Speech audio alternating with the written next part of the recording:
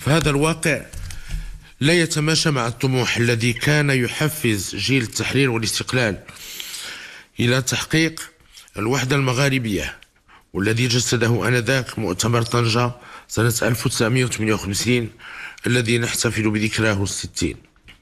وقبل ذلك ساهم موقف المملكة المساند للثورة الجزائرية في توطيد العلاقات بين العرش المغربي والمقاومة الجزائرية، وأسس للوعي والعمل السياسي المغاربي المشترك. فقد قاومنا الاستعمار معا لسنوات طويلة حتى الحصول على الاستقلال، ونعرف بعضنا جيدا، وكثيرة هي الأسر المغربية والجزائرية التي تربطها أواصر الدم والقرابة. كما ندرك أن مصالح شعوبنا هي في الوحدة والتكامل والاندماج دون الحاجة لطرف ثالث للتدخل أو الوساطة بيننا، غير أنه يجب أن نكون واقعيين وأن نعترف بأن وضع العلاقات بين البلدين غير طبيعي وغير مقبول. ويشهد الله أنني طالبت منذ توليت العرش بصدق وحسن نية بفتح الحدود بين البلدين وبتطبيع العلاقات المغربية الجزائرية، وبكل وضوح ومسؤولية وأكد اليوم أن المغرب مستعد للحوار المباشر والصريح مع الجزائر الشقيقة من أجل تجاوز الخلافات الظرفية والموضوعية التي تعيق تطور العلاقات بين البلدين.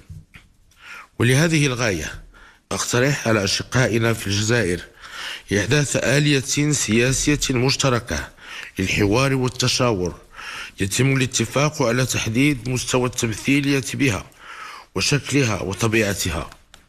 وأؤكد أن المغرب منفتح على الاقتراحات والمبادرات التي قد تتقدم بها الجزائر بهدف تجاوز حالة الجمود التي تعرفها العلاقات بين البلدين الجارين الشقيقين. وتتمثل مهمة هذه الآلية في الانكباب على دراسة جميع القضايا المطروحة بكل صراحة وموضوعية وصدق وحسن نية وبأجندة مفتوحة ودون شروط أو استثناءات. ويمكن أن نشكل إطارا عمليا للتعاون بخصوص مختلف القضايا الثنائية، وخاصة فيما يتعلق باستثمار الفرص والإمكانات التنموية التي تزخر بها المنطقة المغاربية. كما ستساهم في تعزيز التنسيق والتشاور الثنائي لرفع التحديات الإقليمية والدولية، لا سيما فيما يخص محاربة الإرهاب وإشكالية الهجرة.